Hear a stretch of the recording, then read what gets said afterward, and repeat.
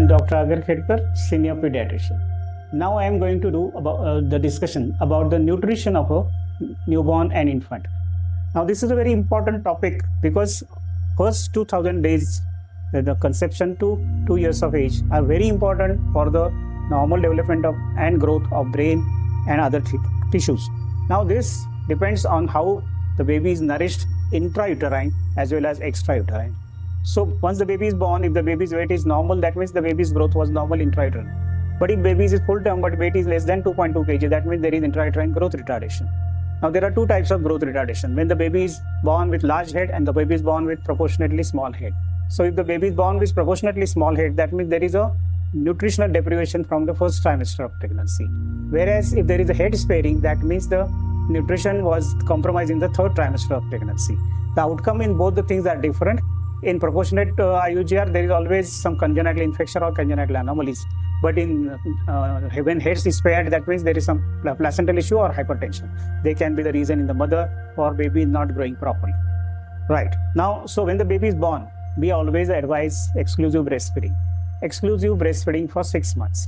Now, why do we need that? Because once we give the babies the exclusive breastfeeding, enough of milk contains immunoglobulins and various other factors which protect the gut of the baby against the invasive bacterial.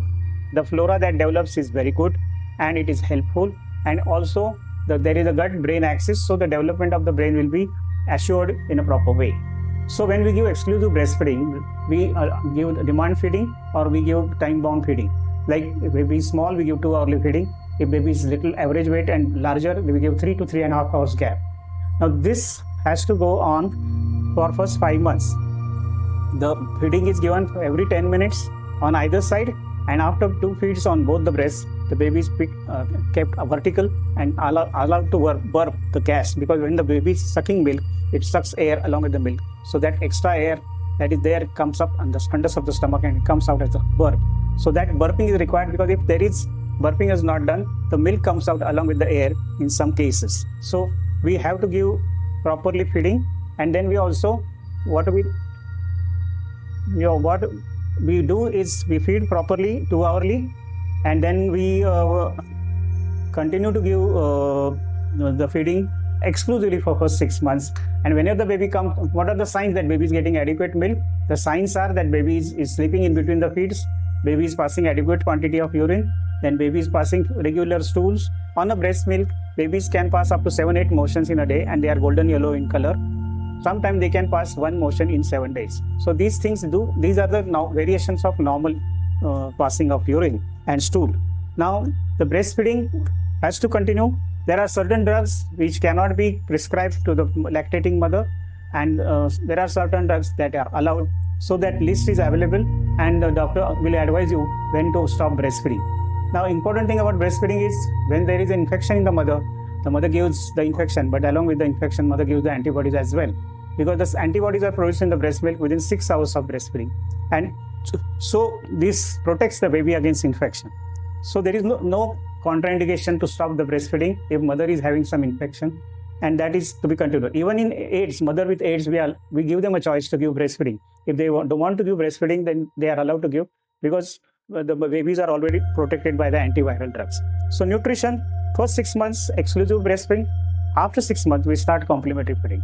We continue to breastfeed as long as possible, up to 18 months or 2 years of age, and then after 6 months, we start complementary feeding. So to begin with, we start with liquid diet like rice kanji, dal water, then soups and fruit juices. This is started in first month, that is in the 7th month. So we start with the rice kanji. We start with a tablespoon of rice kanji. We don't add sugar or salt to it, and just give the plain rice kanji. Then we increase the quantity to 2 tablespoons and 3 tablespoons. Like that, we go up to 4 tablespoons, and we fix up the time of rice kanji in the day. In between the 2 breastfeedings, we can give rice kanji. Next week, we continue with rice kanji and add dal water. Initially, we start with moong dal as a diet, because moong dal is easy to digest and it doesn't cause flatulence. So, second week, we give dal water along with rice kanji with an interval of 4 hours in between the 2 feeds. In third week, we start with the juice, like orange juice or sweet lime juice, and that don't add sugar or anything to it. Just give like same way. Start with tablespoon, increase it to 2, increase it to 3, then 4, So that third feed is juice, and the fourth week we start with the soups like tomato, carrot, or green vegetable soups. So these 4 feeds are in between the continuous breastfeeding. So the initial diet is liquid diet, but gradually we start thickening the feed, and so that we can give porridge, we can give kheer, and then we can give milkshakes, and then later on we by the age of 9 months we start giving apple pulp or mango pulp.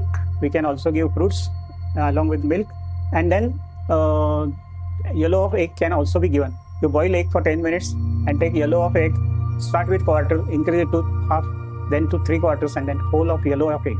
White of egg is not given for first year of life because it is allergenic. So we don't start with white egg to begin with. And wheat-based substances are not introduced into the diet up to the age of completion of 9 months.